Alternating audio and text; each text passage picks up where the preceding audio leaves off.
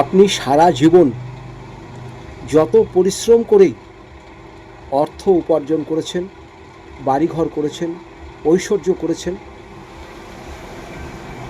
সবসময় আমাদের মনে রাখতে হবে আমরা যেভাবেই সব কিছু করি না কেন, আমাদের চলে যাবার সময় কিন্তু আমরা এই পৃথিবীতে সব রেখেই চলে যেতে হবে।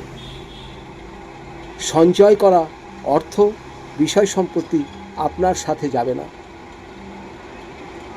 তাই সময় থাকতে থাকতে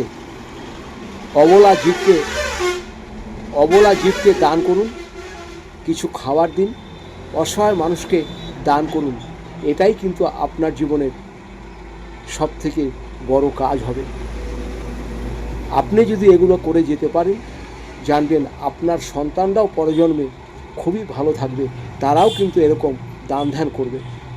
সবাই ভালো থাকবেন। নমস্কার।